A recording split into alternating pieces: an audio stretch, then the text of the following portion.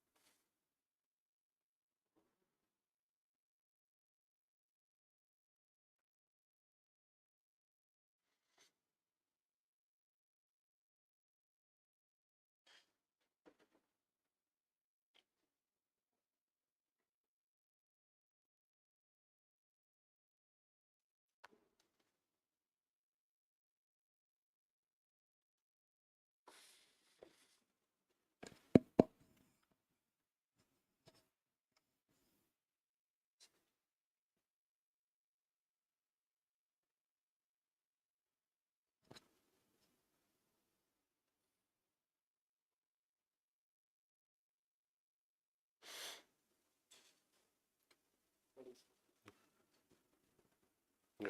Start. Huh? Okay. Good morning, everyone.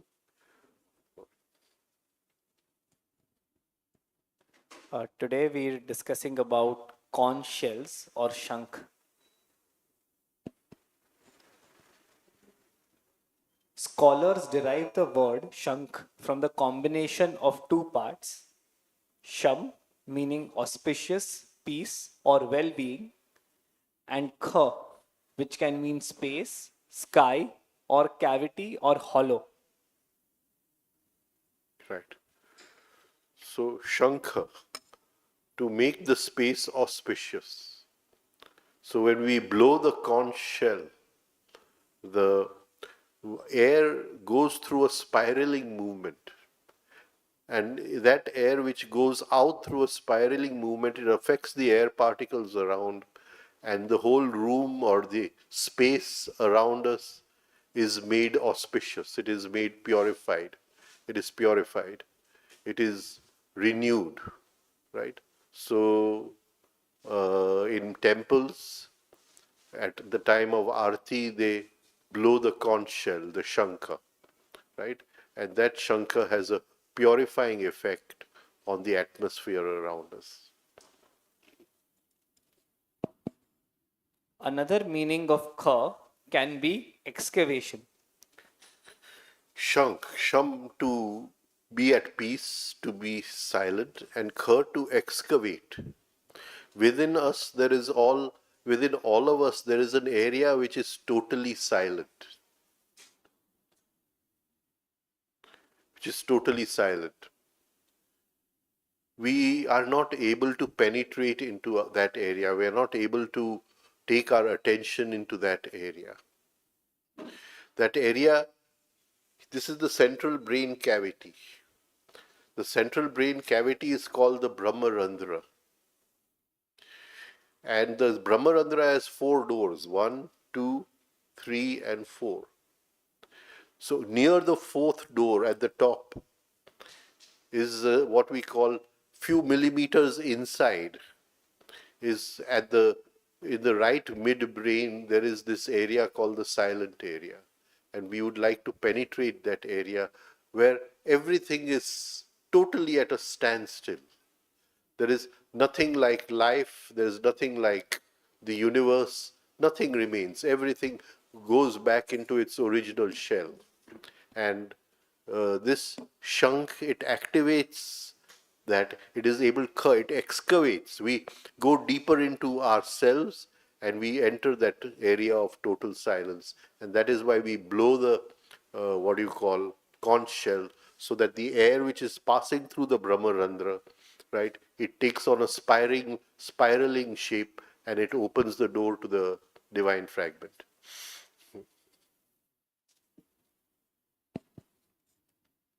Some also associate it with shrew, meaning to hear, due to the conch's role as a sound producing instrument. So it produces a sound, and sound being the guna of space, right? So it says kha means space, and sham means peaceful space, and space or the sky element, the guna of the sky element is sound or nad, right? And so other scholars have translated it as not shankha but shru, to listen, to hear, right? So there's the hearing there. So, Shankha etymologically means auspicious hollow or auspicious cavity. So enter the auspicious cavity in the right midbrain and take renewal from there, take rejuvenation from there, right? Take divine energy from there and come out of that area. That is Shankha, to go into that area. Referring to the hollow spiral shell used in sacred sounds and rituals. Then there is another story that we'll get into. But he could not utter a single word. The Lord touched his right cheek by his divine conch, and that sparked off his speech. Out poured forth a beautiful poem of praise of the Lord in 12 powerful verses, which together are called Dhruva Stuti. So yesterday we talked about this space. We called it as Dhruva, and the Bhakta Dhruva was able to enter that space. Uh, and the story goes that God talked to him, but he would not answer. So God touched his, what you call, cheek with the conch shell, and he started talking to God. There was an inner dialogue. Inner dialogue. All students of the path have to learn to create this inner dialogue. It's very important. So, when we were talking about self observation, we said between I and it, between my name Rajan and I, there is an inner dialogue. And these inner dialogues are beautiful dialogues. Sometimes they're the most humorous dialogues. So people outside feel there is no humor in you, but inside we are totally in humor because there's this humor of the inner dialogue, right? And the inner dialogues are very humorous, very joyful. So the idea is to create this inner dialogue between I and my name, or I and it. Also, the sound of the conch is believed to drive away the evil spirits. So it purifies the room, and if there are what you call forms which are subtle forms in the room, and those subtle forms affect our thinking, affect our mood, affect our health, right? Then this shell which we blow, it drives away the evil spirits, what they call.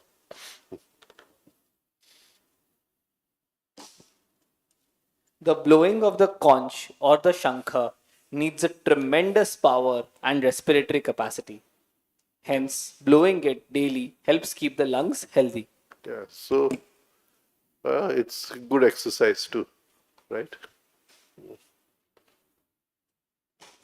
Not that I'm doing it, but I'm going to start doing it after reading this one, right?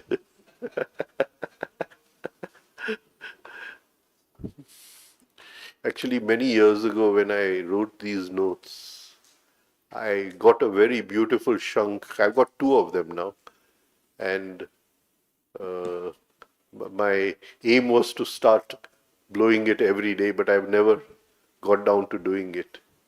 Right? Nikita does it very, very well. She blows it superbly. So she's going to teach me now how to blow the shankha. The But con- I know because whenever she blows it, it has a very deep spiraling effect on the inner consciousness, especially in the Brahmarandra, in the central brain cavity.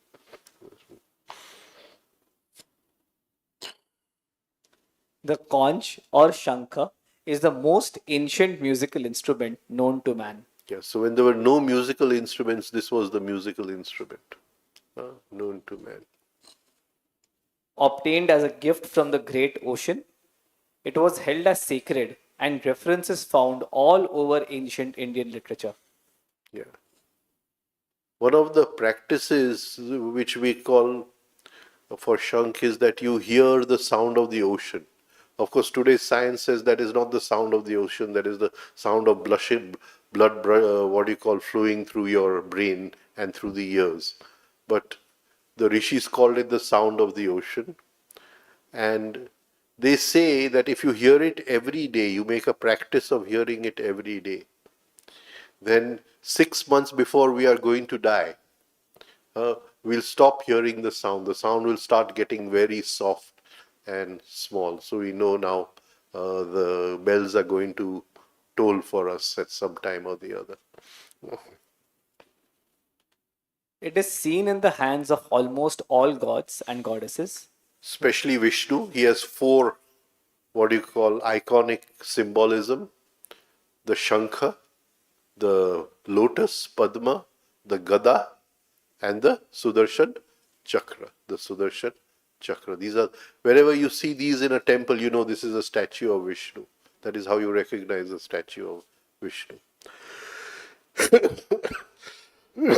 Whenever they were Only in his happy, form as Ram, he left it and took the, what do you call, bow and arrow, and in this form as Krishna, he took the flute. whenever they were happy or going off to war. In Buddhism, the conch shell's call is meant to awaken one from ignorance and is a sign of victory over suffering. So we are awakened to a little higher state of consciousness by blowing the conch shell. And that is very important, very important. In Chinese Buddhism, the conch shell signifies a prosperous journey, and in Islam, it represents hearing the divine world. You open your ears to the divine, what is coming from higher centers, the divine talk, the divine whispers. Yeah. So The, when you go on a journey next time, blow the conch shell, and then so the whole journey remains auspicious and good. the spiral formation inside the conch is symbolic of infinity. Symbolic of infinity, right? If we were to look at the planets in infinity, what would we see? If we were to look at the planets in infinity, what would we see? Supposing I was to look at Mercury in infinity, right? And say Mercury takes one round of the sun, one round of the sun, one round of the sun, one round of the sun. So it will be like a coiled transformer. You know, the transformer has copper wires, what do you call, coiled around it, right? So it will be like a. So when I look at the universe in time, when I look at the universe in time, the universe takes the shape of a conch shell, right? The planets, everything is in this spiral shape, moving somewhere, going somewhere, right? At tremendous speeds. At tremendous speeds. It's very difficult to visualize this whole thing happening together. This all these spirals moving in fast speed towards some higher destiny. And so, but all that is contained in this spiral movement in the conch shell. Spiral movement in the conch shell.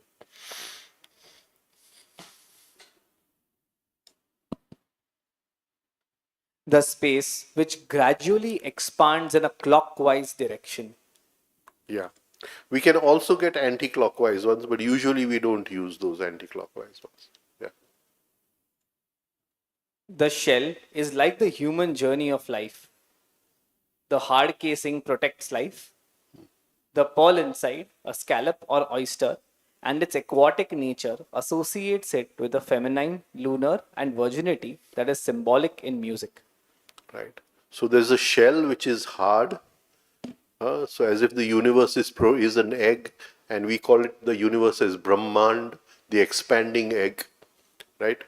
So under the egg, and in that is the spiral movement of all the galaxies, all the stars, in the spiral movement going somewhere. It is all in that conch shell when we do it. And they are moving in some in a clockwise, some in an anti-clockwise direction. But uh, when the Hindus always follow the what you call movement of the swastik. Swastik means su asti. Su means very good, and asti means extremely very good.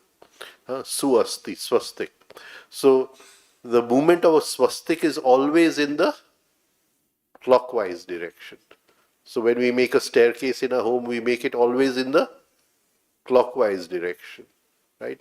When we see the energy flow in our houses, it should always be in a clockwise. Then it brings su asti. Su asti means extreme goodness, extreme prosperity, extreme happiness, right? So whenever we make a home, we make a what do you call whenever there's this movement of energy in any space, because the home is a space. So when there's movement of energy in any space, we always put the swastik first, like a compass, and see that the energy is flowing in the direction of clockwise. And that is why in a conch shell we always use clockwise, right? Clockwise. But if you want to practice yoga nidra, you can use the anti-clockwise one, right? But for that is for deeper states of yoga nidra, right? The conch shell spiral form and relation to water cause it to represent the beginning of existence. So it is wet inside. It is wet inside. Wet represents the feminine, the what do you call, the softer side of life, the more beautiful side of life.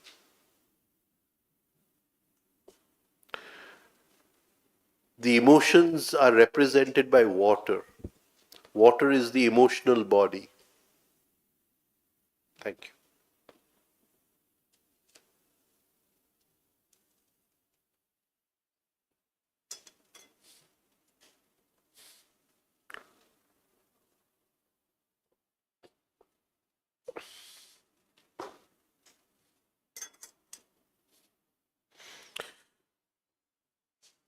It represents the virginity of the universe. Everything, each moment is fresh. We keep on throwing the past onto the present moment, but each moment is fresh, each moment is virgin. So it would be a very beautiful thing to blow the conch shell every morning in our homes. This sounds like the place poet William Yeats found his spiraling gyre symbolism so prevalent in his writings. Right. Hmm. Yeah. Just look just look at a cowrie shell Yeah, and small shell, yeah. you can guess why it has traditionally been used as a symbol of fertility. Yeah. It's shaped like the ear, and it is used as a symbol of fertility. Shaped like the ear, small cowries were sewn into the hems of Indian women's dresses to encourage love and fertility. What were they called? Kodi. Right, Kodi. We used to play a game with Kodi. I forgot the name of the game when we were kids. Huh?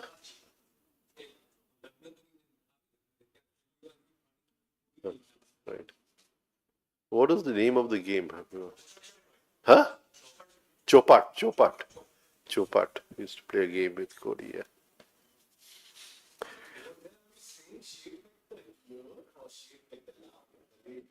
Labia. Yeah, ear also. Ear is also like the outer, what do you call, hood of the labia is shaped like the ear.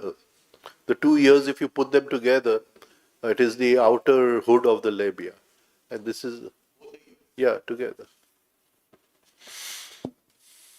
The conch shell has, throughout Indian history, been a symbol of great power, authority, and sovereignty. You don't read the next sentence. Oh. I removed them from all I the. must have written this down by mistake somewhere.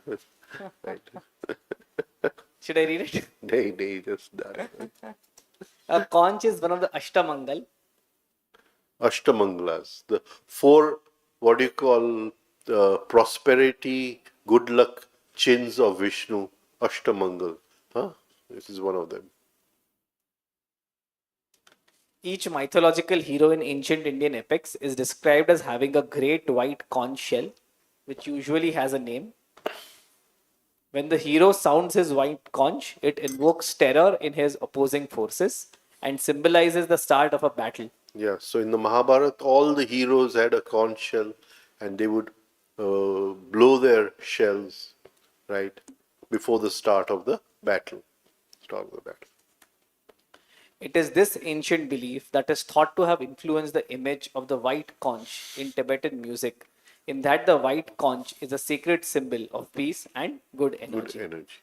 So we can all keep a white conch on our, what do you call, study table or something of that sort, right? Bring sukh, shanti, prosperity. He came from the sea, as so did The Lakshmi. Shankh came in the churning of the ocean. When the Devas and the Asuras churned the ocean, one of the things which came out was Shankh. Huh? So Shankh and Lakshmi are brothers because Lakshmi also, brother and sister, because Lakshmi also came out of the ocean in the churning. And so the Shankh is Lakshmi's brother. So it brings prosperity in our homes. Now we move to Panchajanya, which is Lord Vishnu's Shankh. In traditional depictions, Lord Vishnu is portrayed holding four objects: a Shankh, a Chakra, a Gada, and a Padma, lotus. Each of these attributes represents different aspects of divine power, cosmic functions, and the qualities of the ideal ruler. Right. Shankha symbolizes the primordial sound and creation. Everything in this universe was created through sound. In the beginning was the Word, and the Word was with God, right? And the Word was God. And God said, let there be light, right? So everything in the universe was created through sound, right?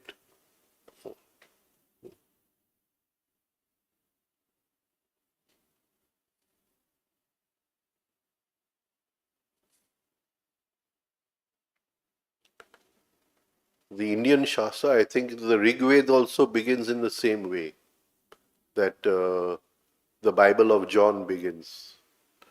Right?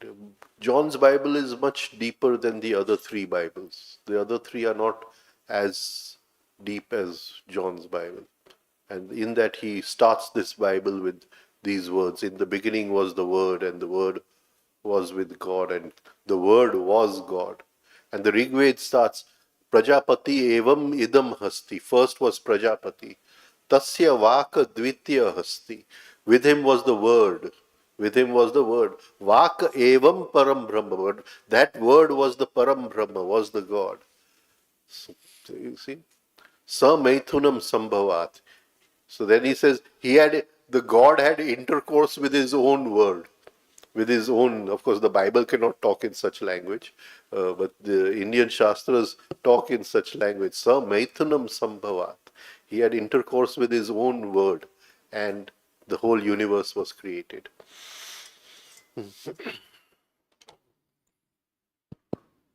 Chakra, discuss, represents the wheel of time and the power to destroy evil.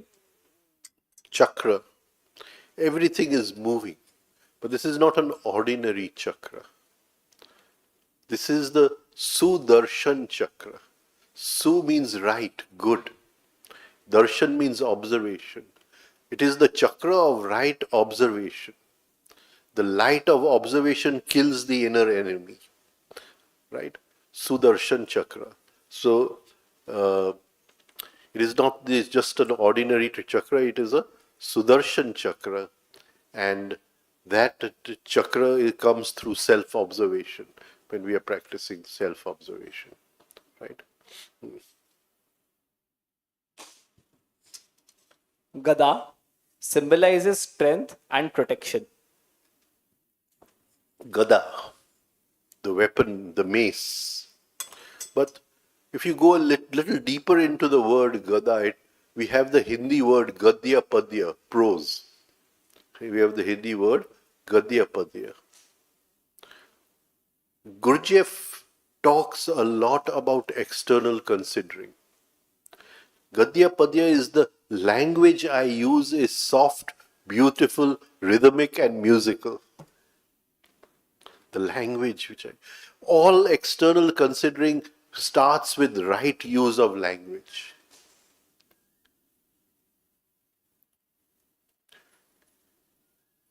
Mr. Tawaria had such a very clear language. If anybody used wrong language, he would go away from the situation. He would not sit over there also. Right? For him, every word has come from Omkar. Ramdulare Bapu, I was with him for 7 years. What a beautiful, sweet language. When he talked, you would feel as if music is ringing in your ears. Such beauty in his language. And people have harsh language. They have a wrong gada. Harsh language. Right? When they say something, they hurt you. And the real art of using language consciously is to be able to come to a state where whatever you say does not hurt anyone else. Doesn't hurt anyone else. To bring beauty and music into language, the gada.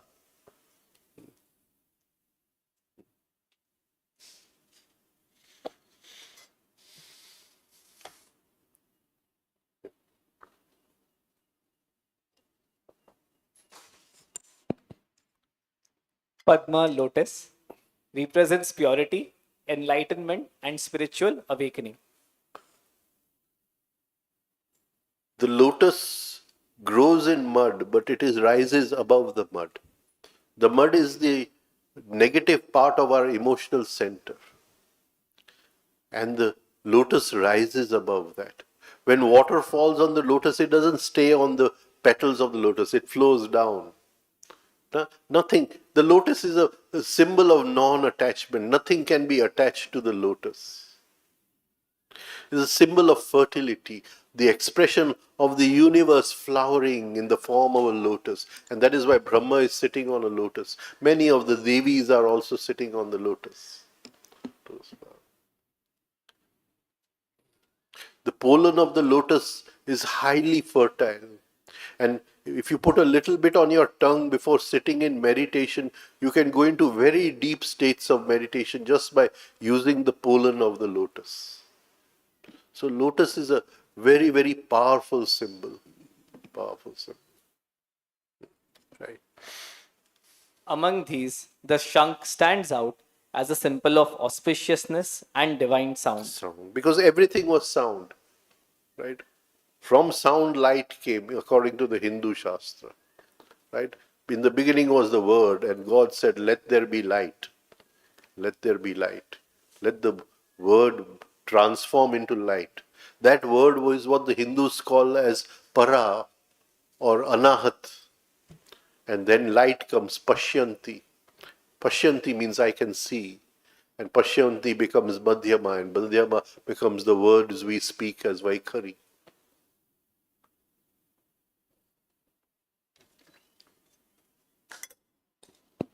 The god of preservation, Vishnu, is said to hold a special conch, Panchajanya.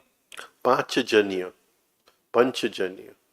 Born out of the 5 elements, born out of the 5 pranas, born out of the 5 vayus, the Panchajanya. It is the one shell which represents everything in the universe, and it is blown by Krishna in the Mahabharata war. Panchajanya.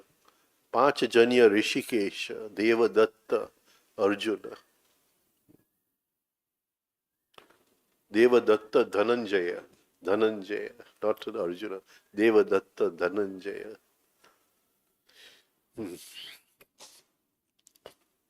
Right? So, what do you call, Krishna blows this conch in the Mahabharata war. He blows it first, then Arjun blows his conch called Devadatta. But first, the charioteer blows the conch first.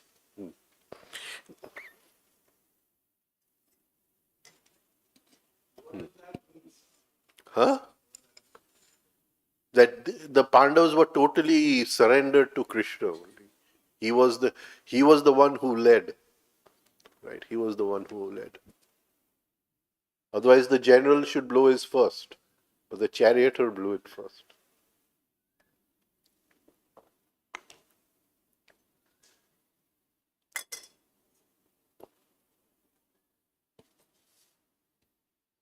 Yeah. This is very important. The next one, yeah. Panchajanya that represents life as it has come out of life-giving waters. Panchajanya is the Shankh of Vishnu. The Panchajanya symbolizes the five elements and is considered to produce the primeval sound of creation when blown. So we cannot hear the original Omkar, but it is still being sounded every moment. Not a moment goes by when it is not sounded. But when we blow the conch and the sounds fill our ears and we follow those sounds, then maybe we'll be able to touch that primeval sound, the primordial sound of the universe, the first sound of the universe. According to the Hindu mythology, the Shankha held by Vishnu is no ordinary shell, it is Panchajanya, and the origin of Panchajanya is recounted in ancient epic, the Mahabharata. In this story, a demon named Panchajan abducted the son of Vishnu's teacher guru, sage Sandipani. The So demon Krishna's teacher Sandipani, the sage Sandipani, Krishna's teacher, and a Rakshas had abducted his son, right? Then Krishna and Balram come to learn at the feet of Rishi Sandipani in his ashram, Sandipani ashram. the demon lived in the depths of the ocean in the form of a large sea creature. So he was an asur, a demon who lived in the depths of the ocean. In his pursuit to So what happens is that after Krishna and Balram finish their studies, they go to take leave of Sandipani, and the rishi tells them that as Guru Dakshina, you have to bring my son back. He tells them, you have his Guru Dakshina, you have to bring my sons back. I think there is still Sandipani ashram in the Himalayas somewhere. I don't know where it is, but it's still there, right? I remember it's in Ujjain. It's Ujjain, okay. Ujjain. Madhya Pradesh. Madhya Pradesh spoke Ujjain. Achha. Is it? Right. In his pursuit to rescue the child, Vishnu dived into the ocean and slew Panchajana. So Krishna dives in the ocean and slays the Rakshas. After defeating the demon, Vishnu claimed the conch shell from the demon's body. So there are many stories. One is that he used to live in a cave which looked like a conch shell, and he took that whole conch shell and made it into his what you call Shankha. But another story is that from his bones, this what you call conch shell was created. Sab.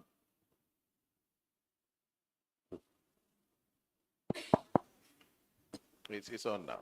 But the volume is too low, I think. Sorry? It's the volume. You have to hold it really close to be able to. Sab, you've written Vishnu over there, but you've been saying Krishna and Balram. Yeah, so it is Krishna as Yeah, right. Krishna who went into the ocean. There's another story of Vishnu getting this conch shell where he fights with a Rakshas called Chakrasan.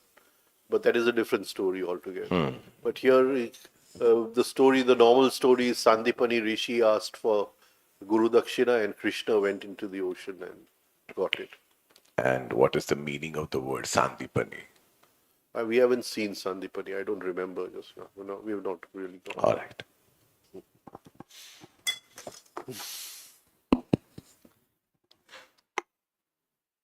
The conch shell became a symbol of his victory over evil and his commitment to protecting righteousness. There is one more story, which, according to the Mahabharata, Vishnu is stated to have slain a Daitya on a mountain named Chakravan, constructed by Vishwakarma, and seized the conch shell in which Panchajanya had lived for himself. So he sees the cave in which he lived, and that cave became a, what do you call? So these are two different stories about the same this thing, right? Now we'll look at the. Just take the lower part here. Okay, you want to take the this thing? Yeah, go ahead, Yeah, go ahead. No, Take, whatever. take, take the names you worked upon it. You might as well take it. Let's take that, Ketav, read those because they are about the root words that you put up over there. Take it, please. Now we'll get into the Shankhas that have been mentioned in Bhagavad Gita. The first one is Panchajanya, which is Krishna's Shankh. It comes from Pancha and Janya. Pancha is 5, and Janya comes from Jan, which means born, to be born, and Janya means born of. So the meaning is born of five, five principles, or born of the Panchajana demon. So born of the five elements, the five tanmatras, the five pranas, the five vayus, right? Born of the five.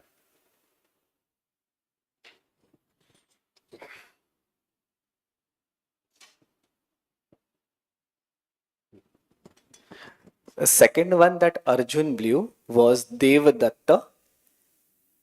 Devadatta is Dev plus Dat. Dev is God or consciousness. Dat comes from the root the, which means to give, and Datta means given. So Devdatta means God given or given from God. Yeah, it comes from the root of dan, to give. Dan, that's it, right? Uh, you can explain these two. There is a there is a story in the Brihadaranyaka Upanishad that the Dev, Danav, and Manav all three went to the Brahma, and Brahma said the just. So Danav interpret in itself Damyatam, to control. Dev interpret as a Datta, To give. to give, and Dayadvam as a Daya. Danav interpret as a Daya, Manav interpret as a Daman. So this is the story from the Brihadaranyaka Upanishad. We have three main nadis. I thought you will talk about the nadis. We have three main nadis. They are called as Ida, Pingla, and Sushumna. Then there are 12 Upanadis. And these are very important, these 12 Upanadis. So the, what do you call, slok in the Gita goes, Devadatta Dhananjaya. So these are two separate nadis within our this thing. The first one is Devadatta, given by the gods, given by the higher. Dev means the higher consciousness, given by the higher consciousness. Now, this nadi controls our yawning. So, whenever I am feeling very tired, I yawn. When I yawn, I connect to the large accumulator according to Gurdjieff. And that gives me energy. So that is energy which has come from the higher, Devadatta. So the nadi which controls yawning is Devadatta. And the nadi which controls laughing is Dhananjaya. Dhananjaya means overflowing energy, overflowing prosperity, overflowing victory. So when we are laughing, the energy is overflowing. When we are yawning, we are asking for energy, and when we are laughing, we are overflowing energy. So these two, the Arjun's Shankh Devadatta, is to get energy from the higher, to be able to communicate with the higher. But in that, Vyas uses Arjun's name as Dhananjaya, and so these two nadis are connected. You get the energy, and you're overflowing with energy. Dhananjaya, Dhananjaya, right?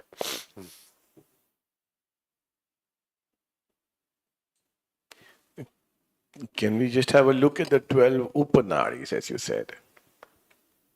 No. No, it's I don't even remember the names now, and right, and each one has a different. Say. All right.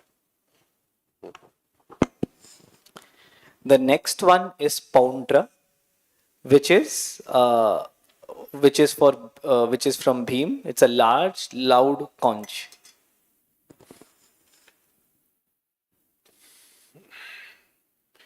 So the meaning of this word is very difficult to find, but as far as I remember, it has something to do with the power of digestion. The power of digestion. So, being able to eat anything, so it is the power of digesting an impulse or an impression, or the power of digesting air and food. Right. Yudhishthir blew the conch Anant Vijay. This is a combination of Anant and Vijay. Anant means endless, without an end, and Vijay is V plus Jai. The word Jai comes from the root Ji, which means to conquer. So, the one who is always victorious, Anant Vijay, the one who is always victorious. So all these qualities are there when we blow the Shankha, when we blow the Shankha. Nakul blew the Shankha called Sughosha, which is Su and Ghosh. Su is good, auspicious, and Ghosh comes from the root Ghush, which means to sound aloud. So the meaning of this could be auspicious or a lovely sound or a well resonating sound. Yeah, okay. And finally, Mani Pushpak from Sahadev, where Mani is jewel and Pushpak. Pushpak comes from the root Push, which is to flower, and Pushpak means like a flower. So from the Pandav side, Vyas in the Mahabharata, he describes all the 5 plus Krishna, 6 different kinds of conch shells. Bhishma's, he does not describe Bhishma's, he just say Bhishma blew his conch shell. And what do you call, then he says, Shankam dadati pruthak pruthak, then everybody individually blew one shell after the other. Right? He just mentions it that way. So, why do you think that is? The not describing Bhishma's Shankh. But this much was important. The others were not important. But that's the ego, Huh. Bhishma. Bhishma, So right. he's doing something. So he just says that his Shankh shook heaven and earth. That's all he says. I did say that. Okay. Yeah. The Shankh carries profound symbolism in Hindu cosmology, representing both material and spiritual realms. Here are some of its key meanings. First, symbol of the primordial sound, Om. True. We are able, it helps us, especially if we are doing the Omkar. It would be, I think, very nice to blow the conch shell and do Omkar. It will open our ear to higher sounds, higher manifestations. Right. The Shankh is closely associated with Om, the primordial sound that is believed to have initiated the creation of the universe. When blown, the conch shell produces a deep resonant sound, which is thought to echo the first vibration of the cosmos, symbolizing the birth of the universe from nothingness. Yes. So very powerful. Very, very powerful. The sound has a purifying effect, driving away negative energies and invoking divine blessings. It invokes divine blessing. Something from higher descends upon us by blowing the Shankha. In this way, the Shankha represents the power of creation and the divine voice of the cosmos. Beautiful, right? Second, purity and auspiciousness. In Hinduism, the Shankha is a symbol of purity and auspiciousness. It is often used in religious rituals to sanctify spaces and objects. So if we want to sanctify this area, people throw water and sanctify it, etc. But by blowing the conch shell, we sanctify the place. We make the place pure. We make it pure. The water poured from a conch shell is considered sacred and purifying, used in many ceremonies to bless devotees and consecrate It has gone offerings. through the spiral movement, that water. So that water is of a different quality.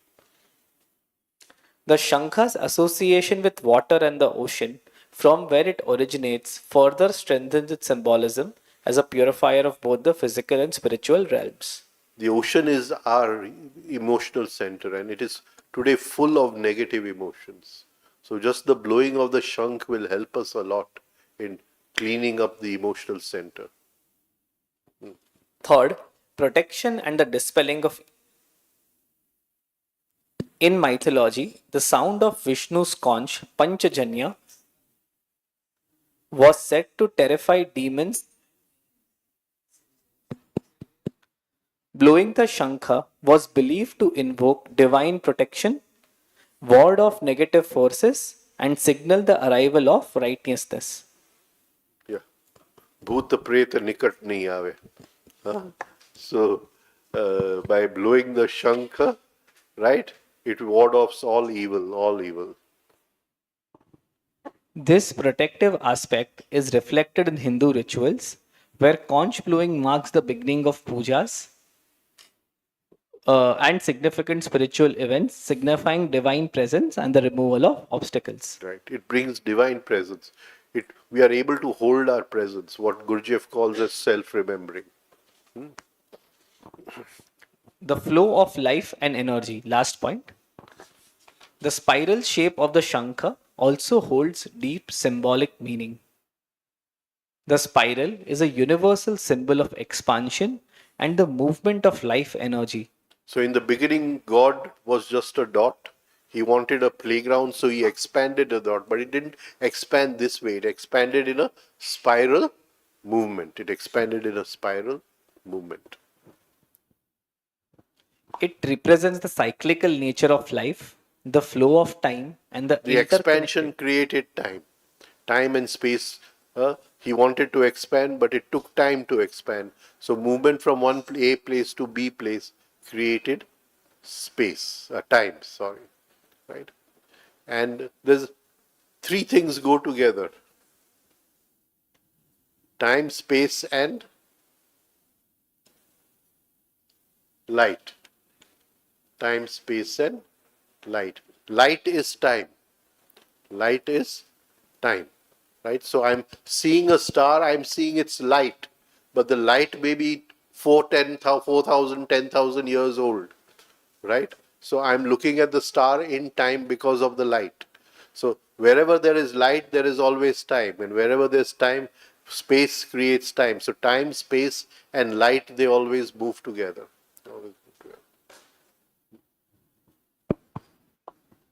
But you take out time and light, space is always there. The space, the screen of life is always there.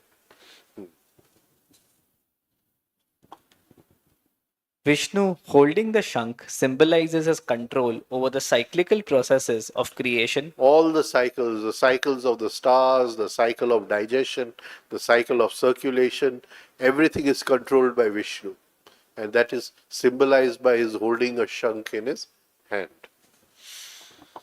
The Shankha spiral is also associated with the Kundalini energy that lies coiled at the base of the human spine. Yes, the Kundalini rises in a spiral movement.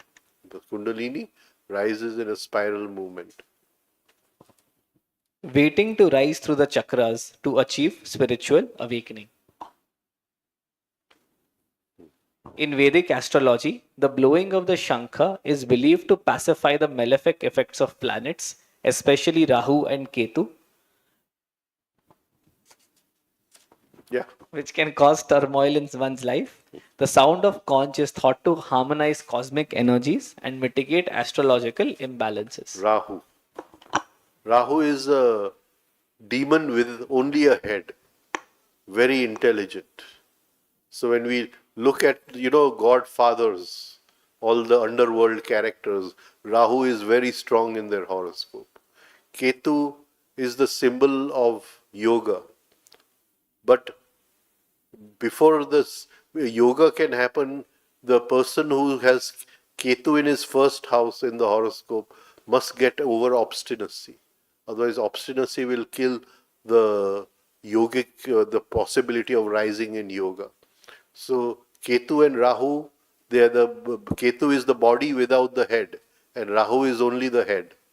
So the body without the head, people who are Ketu predominant, they don't think because they have nothing to think with. The head has been cut off by Vishnu, right? So to ward off the evil effects of these two planets, it would be nice to blow the conch every morning before getting down to work or something of that sort, right? Okay. Now we'll stop here. Any questions anyone has? Can we speak about the swastika a little bit more? It's the movement of prana in any space. So it is like a direction. This thing. If you want suasti, if you want extreme goodness, the movement of prana should be according to the swastik. So whenever you want to, what do you call, uh, build a house or make a room, first of all you put the swastik and see how things are, moving in its direction. But before we build a house outside, we're already living in one. So this, Yeah, so blow the conch. but then there is still a four-directional thing over here, which the swastika represents. So there must be within the human body that thing to imbibe the swastika within the human system. So we do the Omkar, we create the same clockwise energies while doing the Omkar. Doing the Omkar. Now some chakras are clockwise, some are anti-clockwise. This is a very deep thing, just not the time to go Correct. into all of that, right? But the swastik is there in the human system. Human system. उसके ऊपर ज़्यादा बात नहीं करेंगे. नहीं अभी तो क्या, आज नहीं it's not the right time to Okay, talk sir. about it. ठीक है.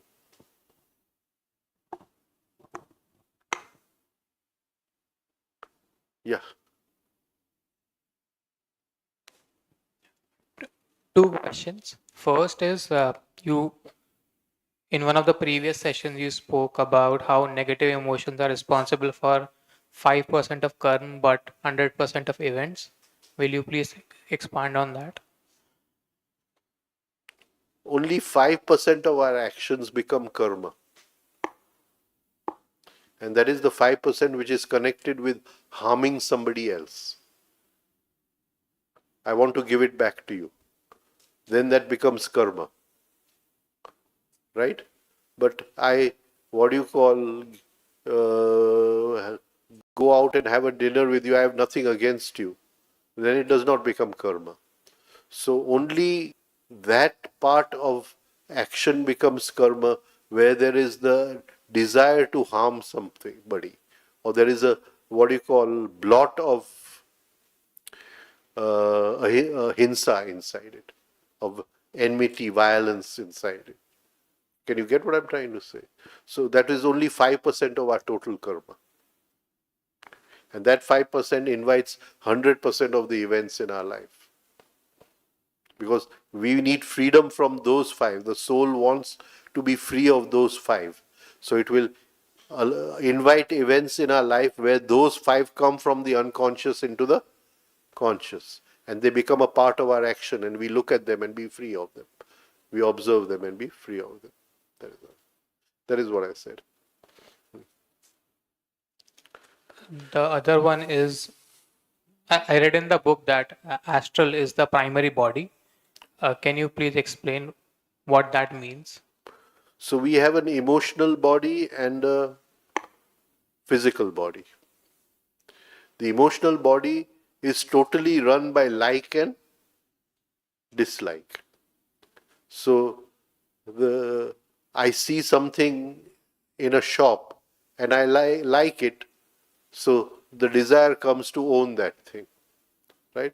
So the hunger of the physical body, it takes the like or dislike of the emotional body, and it take all our energy, attention goes in that direction. Now, when I transform the emotional body, that is, I get rid of negative emotions and I rise into little higher emotions, then those emotions, it can only happen if I'm free of like and dislike. So then I see something in the shop, but there is no like or dislike. If there's no like or dislike, my lower emotions and the what do you call physical, the senses cannot pull me in that direction. So then I've created something called an astral body.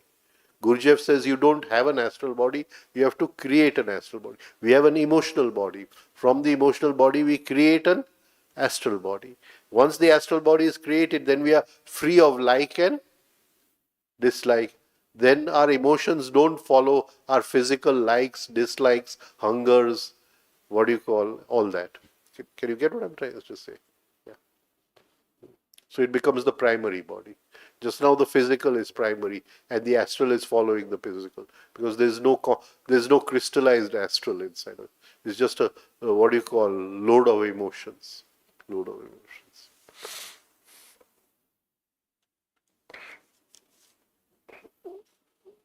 Yeah.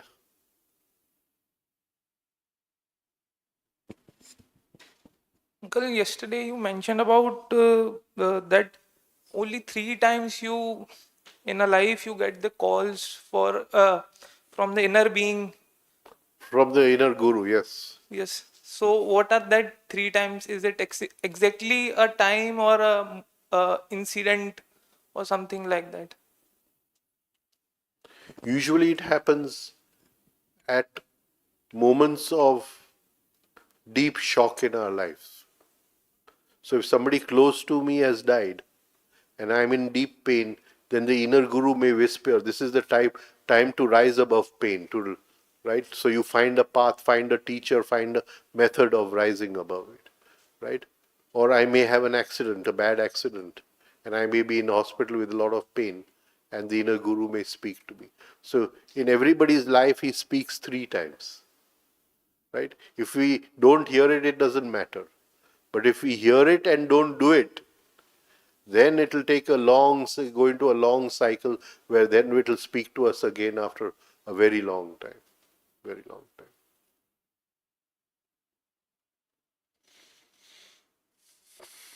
Yeah. When I am around or when I meet people whom I do not know and I'm meeting them for the first time, I've sensed two kind of emotions or thoughts within me, which give me a sense of what the person could be. And sometimes I feel that I could be right about it. Sometimes I feel that my sense is colored by my internal state. The question is, first of all, is that even two things? Or am I just making it up in my mind? And if they are two things, how can I discriminate between them? No, I have not got the question as yet. You meet people, then what happens? I get a sense about the person Right. because I do not know them, and I that sometimes I feel that it's owing to my own negative emotions, my internal state, that I feel something about the person. Sometimes I feel that I could be right about what I'm sensing about the individual.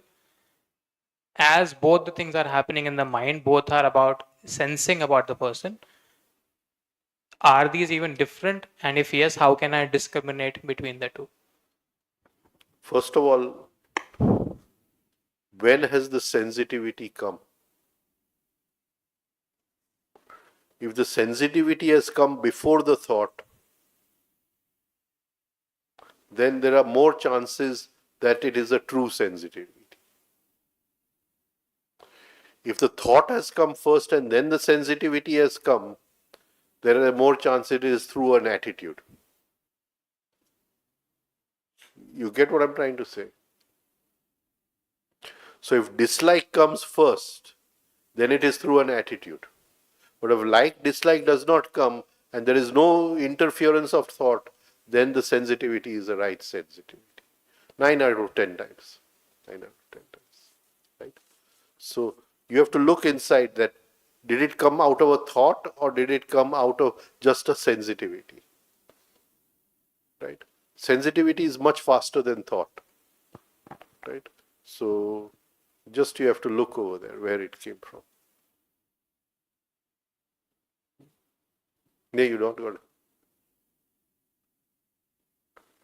Yeah, I feel I relate to that. Thank you so much. I look at you. I get an immediate feeling about you. Right? Now, has that come before thought or after thought? Supposing the thought comes to me, he looks a very serious person. Right? Then the sensitivity may have come after the thought. But there's this sensitivity, and that sensitivity is not of seriousness, because seriousness is a thought. But there's a sensitivity, there's something is blocking the flow of energy. Right? Then the thought can come. Seriousness is blocking the thought of energy. Yep. So sensitivity will be in the language of sensitivity. But if language comes in first, then you have to think about it, whether there was an attitude. Right?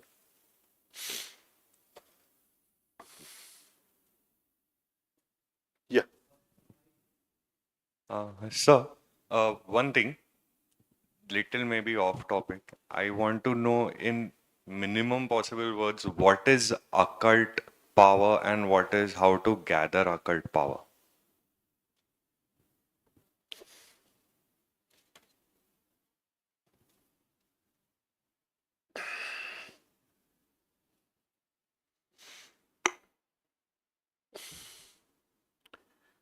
See, we are moving from here to the top of a mountain. There's light at the top of the mountain. But on the journey, there are valleys and streams and what do you call meadows, etc. Those are full of occult powers. Can you understand what I'm saying? Now, some of the occult powers are a byproduct of our growth. We can't help it.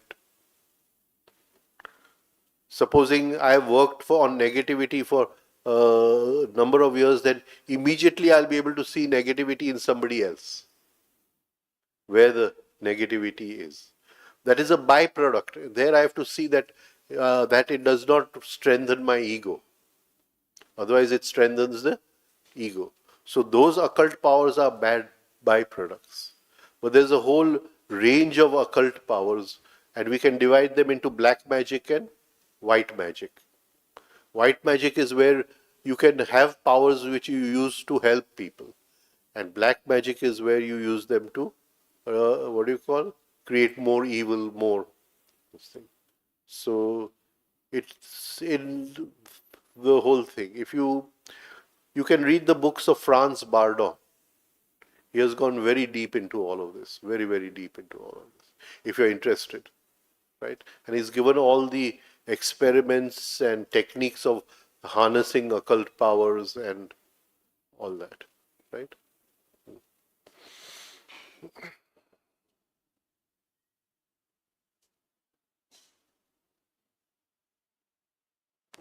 If I remember correctly, you said if we don't listen to the divine, then it'll be about 2500 years before he will whisper again. No, no, no. If we don't hear it, That then another. But if we hear it and start the journey, and then drop it, then it will be 2500. 2500 was the number, no? Yeah. Just confirming, sir. And whom did you refer to about the occult, the book? The Franz Bardon. Bardo. Ha. Franzbardon. Franz Bardon.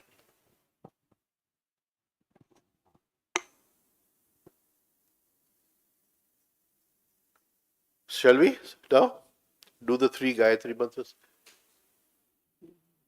Easy. Yeah, go ahead.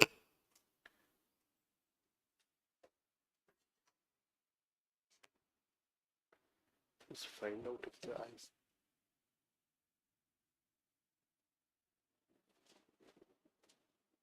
Yeah. સો આપણે જ્યારે observation કરતા હોઈએ observation કરતાં કરતાં જ્યારે કોઈ habits ધીમે ધીમે છૂટતી જાય ઓટોમેટિકલી સો પોસિબિલિટી ઘણી વખત એવી થઈ એટલે એવું ઘણી વખત થયું છે કે એ હેબિટ પાછી થોડા ટાઈમ પછી પાછી એટેક કરે વધારે પાવરથી વધારે એનર્જીથી તો એ ટાઈમે કેવી રીતે કામ કરવું કે શું કરી શકીએ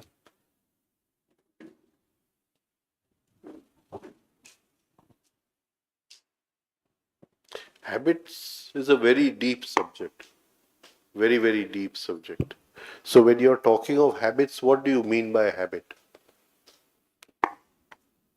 સપોઝ એંગરને લાઈક એક મહિનામાં આખું So the basic habit is the habit to react. To react. Right?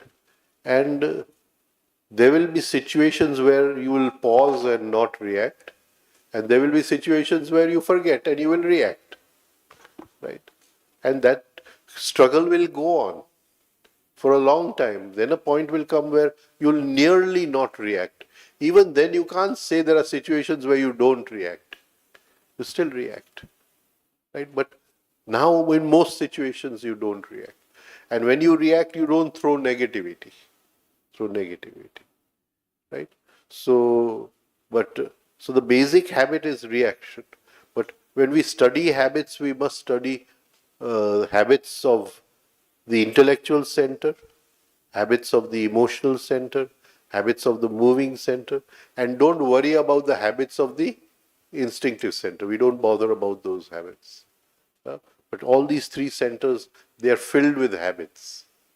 And those habits have to be observed. Right? When I'm speaking, I have to observe when I'm using other people's words.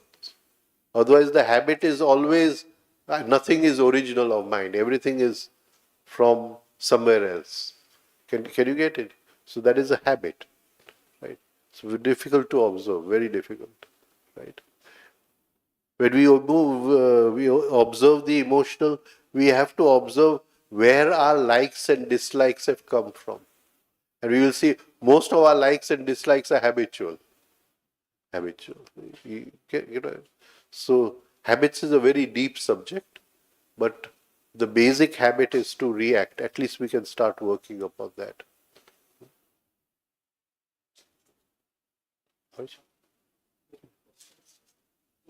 Yeah.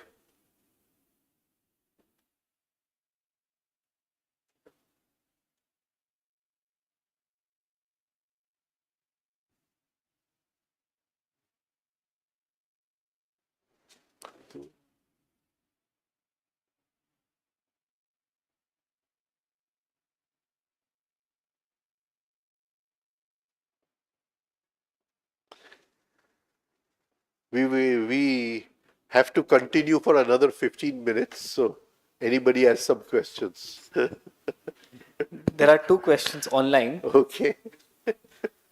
Tejal Bhatt is asking, can we put anti-clockwise conch on table?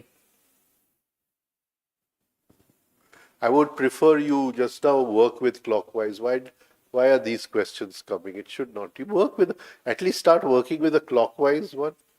Then we will see.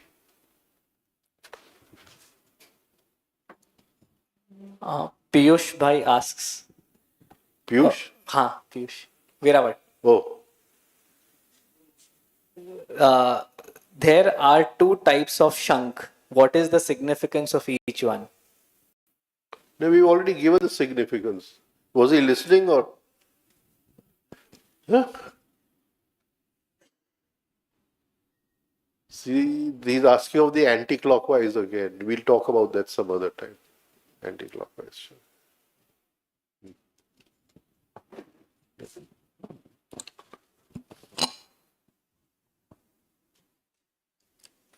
In one of the sessions, you mentioned that our thinking has evolved or maybe deteriorated in the past, let's say 100 years. Uh, will you please talk about that? Yeah, what did I say? Um, No, the thinking has evolved in the last 100 years. okay, two things come to my mind. One is thinking, what you briefly touched upon, that was thinking in terms of pictures versus thinking in words, what our current state is. And second thing is what you briefly touched upon was how there was the school of thought of Aristotle, and the other person, the name I do not remember, and then how the entire culture picked up Okay, on one okay. of them. Yeah, you're talking not talking about the camp. You're talking about some other lecture of mine. Yes, sir. Yeah. So in that I say that was a school 2,500 years ago, right? And they were opposite each other. One was the school of Aristotle, and one was the school of Heraclitus, right? And Aristotle was a guru, right? So he created logic, the way of thinking. So since then, man has gone on the track. Logic has he's become an expert in thought, but in that he has lost sensitivity, right? Heraclitus used to say, "You cannot put your foot in the same river twice." Can you get what I'm trying to say? So if you come to me with your experience, but Heraclitus says that the river has flown. Your experience cannot help me. Now it is a different water, right? But that did not suit the gurus of the time, because Aristotle used to use the example that you are in jail, and only a person who has escaped from jail can come and help you. This was Aristotle's idea. So you need the experience of a person who has escaped from the jail. Heraclitus was saying that this is not the same jail you escaped from. Everything has changed, right? And the truth is somewhere in between. The truth is somewhere in between. But the world followed Aristotle. The world forgot about Heraclitus, right? And Aristotle, and since then, thought has evolved, right? Right up to Descartes, where he says, "I think, therefore I am." Why didn't he say, "I sense, therefore I am"? "I feel, therefore I am"? But he says, "I think, therefore I am," which is a very wrong statement. Which is a very wrong statement, right? There is an amness which can observe thinking. There is an amness which can observe feeling. There is an amness which can observe sensitivity. That amness is not dependent upon thinking, but Descartes, the very famous French philosopher, "I think, therefore I am." Right? So, uh, the thought has evolved in the last 2,500 years, especially in the last 50 years, more so with the advent of technology, right? But at the cost of sensitivity, at the cost of feeling. You see, today people, there's no feeling, no feeling at all. I'm telling you because you're going to get married, right? Right? Everybody's hearts are empty of any juice. Nobody has any juice left in the hearts. Everything is thinking, thinking, thinking, thinking. Right? There must be a sensitivity. There must be a feeling. Then it is only through feeling that the softness of life comes in. It is only through feeling that the joy of life comes in. Right? The joy of your married life. If your heart is empty of any juice, then how are you going to enjoy your married life? Can you get it? So the heart must be full of juice, right? But we are thinking so much, we've emptied everything behind thought. Nothing is left inside. And so thought, we took the path of Aristotle, we forgot Heraclitus, right? But Heraclitus should have taken both together. Where thought is necessary, thought. So for a certain time on the journey, you need somebody to guide you, to help you. And then later on, it is your experience. You don't need anybody. Once you're walking on your feet, then it's your feet. You're not walking with somebody's hand. But till then, you need somebody's hand to push you. So there must be an amalgamation of both. But this served all the gurus very well. You are in jail. Gurdjieff uses the same example. He's copied it from Aristotle, right? You are in jail and you need me because I have escaped from jail. This is a very dirty thing, very mean thing to say. Very, very mean thing to say, right?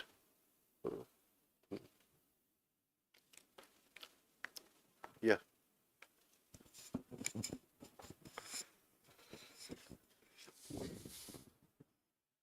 Uh, so, hello, hello.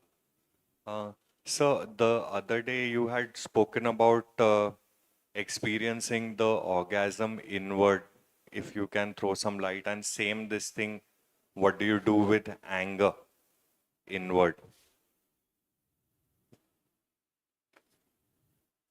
Means First of all, anger, the first step is not to express it outside, right? Second step is not to express it inside. Not to allow the fuse of irritation to blow, right? So the more we tense and relax our muscles, the more we can work with our anger. So in the morning we do the tense and relax, but in the day 2-3 times we do it. Try to do each one at least, right? And that will help you to work with anger. The thing is that there's a lot of anger in our go down, in our safe deposit locker. Things are not going to happen overnight. It takes a long time, right? We can be conscious that it doesn't come in language. We don't hurt somebody else. That very step itself is a big thing. I have personally found that if we change our language and we make an effort to speak sweetly, softly in each situation of life, not to react in just the language part, that changes everything. If we just concentrate on the language part, right? Bring softness in your language, that changes everything, right? So anger is there.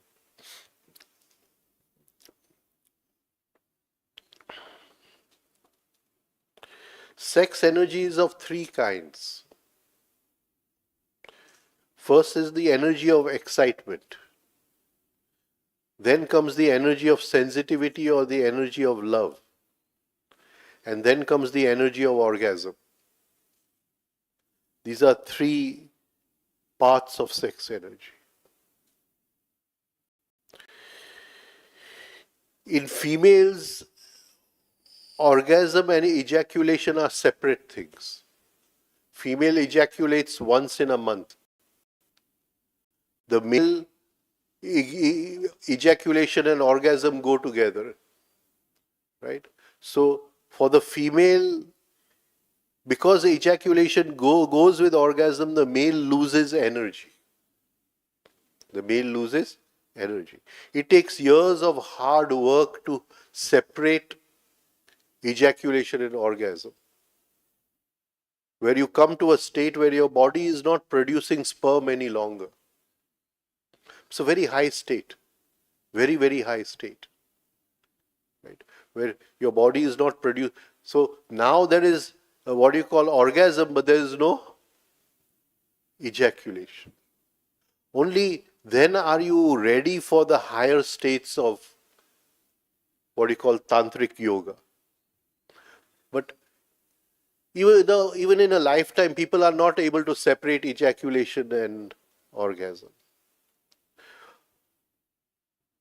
You must practice the Ashwini Mudra as much as possible. Divide the anal muscles into 4 parts: the front, the back, the left and right, and try to do 4 different kinds of Ashwini. The front part, the 3 parts are relaxed. The left part, 3 parts are relaxed. Right part, 3 parts are relaxed. Can you understand what I'm trying to say? Yeah? And when you are moving into orgasm, start the Ashwini Mudra. Okay? So that will allow the orgasm, but it will not allow the ejaculation with the orgasm. After 3 months, don't come to me, it's not working. After 3 years, you're allowed to come and say, right? So, right? So it's very, very rare to find a person who has orgasm but no ejaculation. That person has achieved some very high state, right? Now, and that is mainly through Ashwini Mudra. Mainly through Ashwini Mudra. Right? If you do the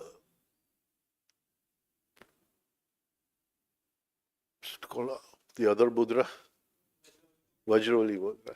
You do the Vajroli Mudra, it increases the sensitivity of orgasm. Right? Now, if you see most people when they are having sex, they are tired and they have sex and that's the end of all. They move from the energy of excitement to energy of orgasm. There is no energy of sensitivity in between. The idea is to touch each other, feel each other, and move into the energy of sensitivity for a very long time. So the whole body is filled with sensitivity. And if the whole inner being is filled with sensitivity, then you go into then the orgasm is not like a peak orgasm. It is more like a flat orgasm. Right? And it takes you more into a valley rather than the top of the mountain. Right? And that is a very peaceful orgasm. It is not dependent on excitement. Right? It is where you go into a kind of trance, into that kind of orgasm. And that is the beauty of using sex to enter into a higher yogic state. Right? So you can practice that way. You must practice both these mudras, the Ashwini Mudra and the Vajroli Mudra. Right? Thank you. Thank you. So, sir, uh, staying in valley, so વેલીમાં રહેતા રહેતા પછી એવું feel ન થાય કે peak પર જવું છે મતલબ You can stay for a long time in the valley. સો પછી એવું ઈચ્છા પણ ન થાય કે પીક પર જવું છે. Very good. Very good. Yeah.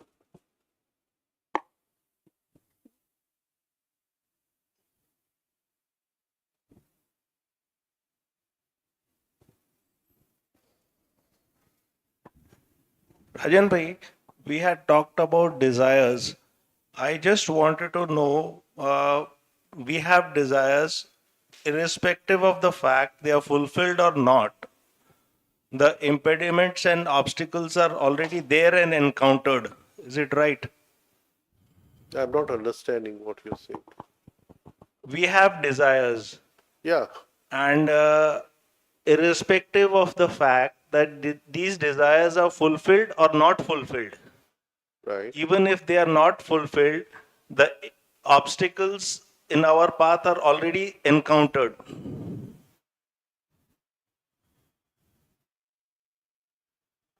See,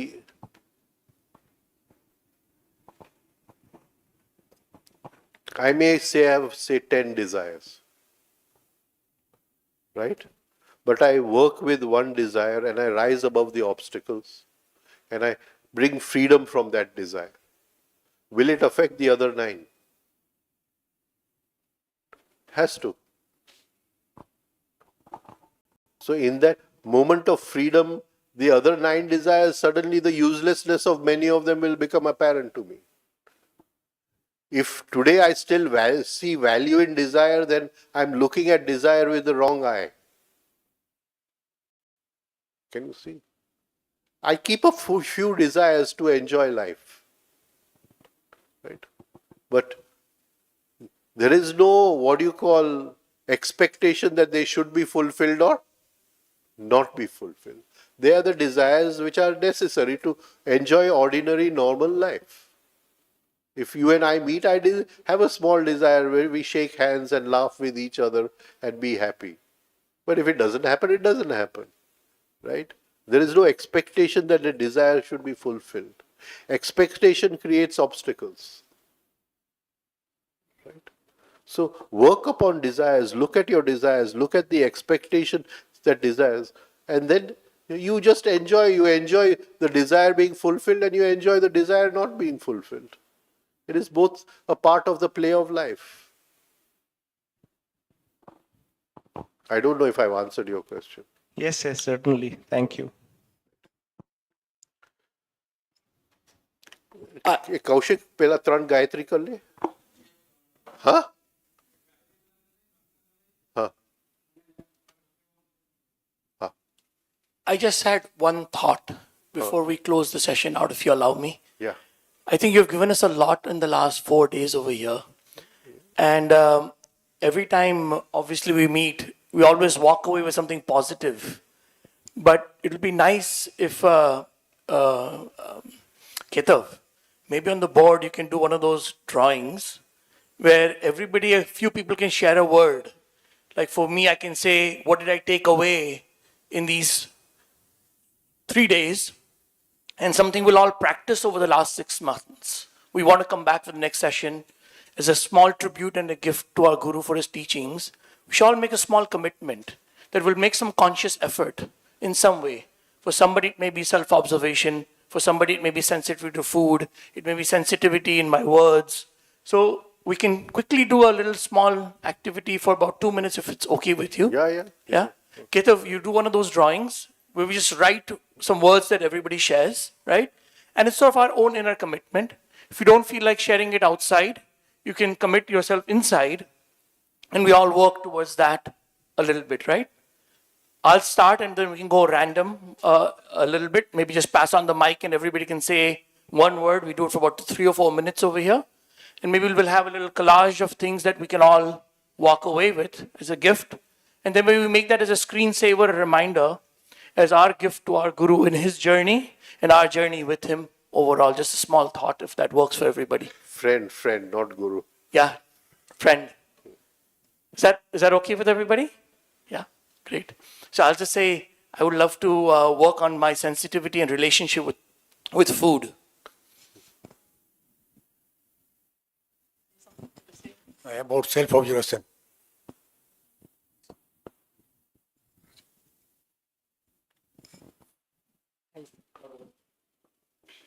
I say I have to do 20 minutes of daily. Yeah, that's excellent. Yeah, please. I think all of us, 20 minutes of self-observation. 20 minutes of self-observation. I'll work on being softer in my language. Yeah, and work on your aura. It's a very serious aura. Very serious aura. Huh? And you're married or you're getting married? I am married already. So now I want to see a happy, joyful face that marriage has brought you happiness. Huh?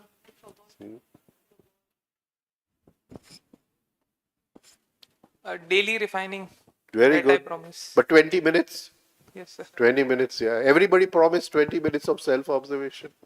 Good. I think we've done it there. Let Kaushik talk.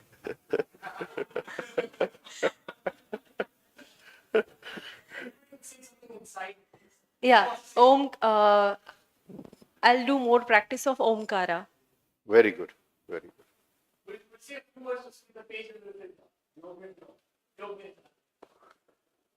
Yeah, we haven't taught Yoga Nidra. We are going to take a camp on Yoga Nidra. Prism exercise. The prism. Thank you, the prism, please. Right.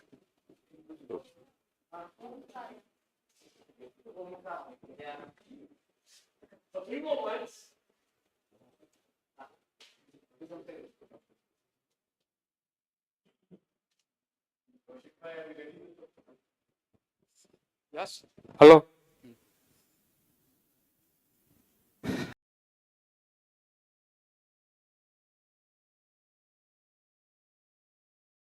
से आज birthday है ભગવાનનો એટલે આપણે થોડીક વાર ઓમકાર કરશું 2 minute આપણે કરી લીધું ઓમકાર. ઓમકાર થઈ ગયો થયું ઓમકાર થઈ ગયું. अच्छा अच्छा ओके હવે ગાયત્રી મંત્ર हाँ, કરી લઈએ. હવે सबको एक रिक्वेस्ट कि जिनकी व्हीकल में जगह है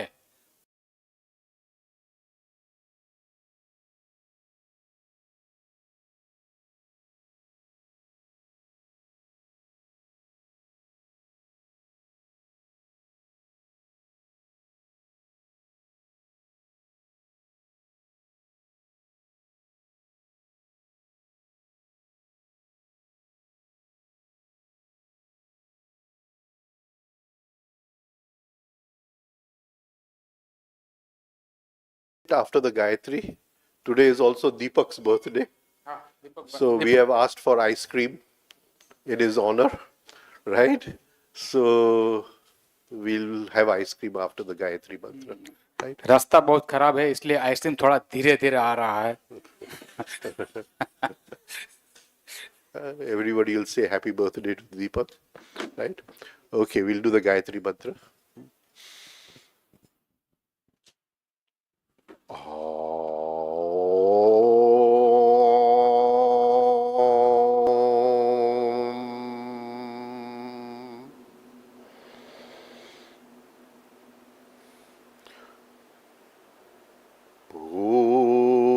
भूर्भुवः स्वः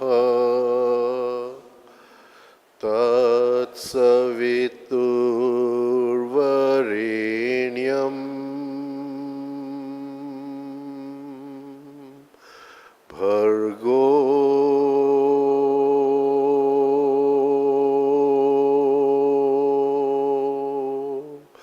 देवस्य धीमहि धियो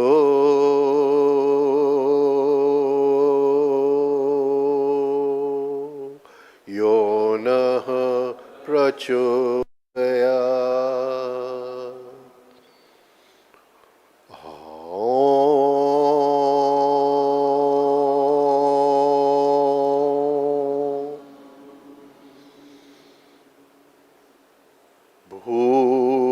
भूर्भुवः स्वः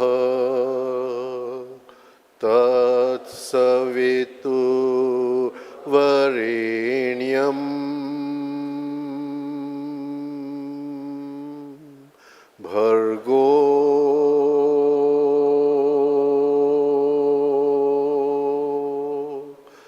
देवस्य धीमहि धियो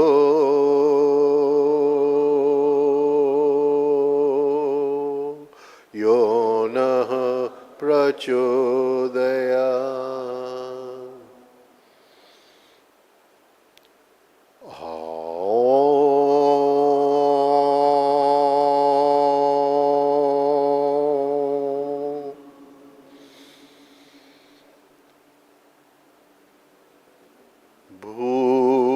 भूर्भुवः स्वः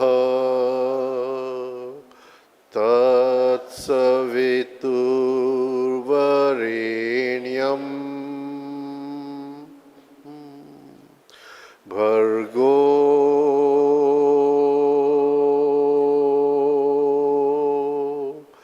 देवस्य धीमहि धियो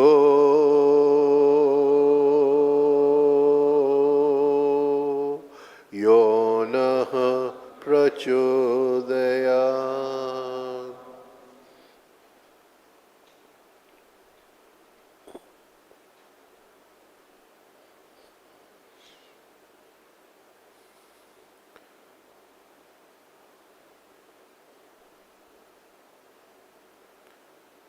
कर्पूरगौरं करुणावतारं संसारसारं भुजगेन्द्रहारं सदा वसन्तं हृदयारविन्दे भवन् भवानी सहितं नमामि मङ्गलं भगवान् विष्णु मङ्गलं गरुडध्वज मङ्गलं पुण्डरीकाक्षु मङ्गलाय तनो हरि सर्वमङ्गलमाङ्गल्ये शिवे सर्वार्थसाधिके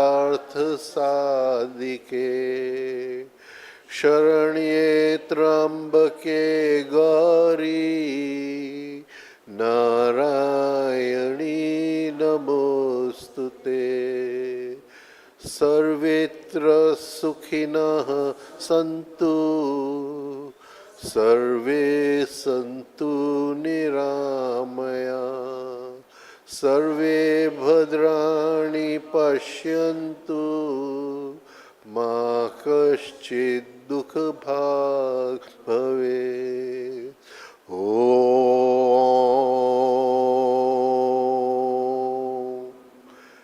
शान्तिः शान्तिः शान्तिः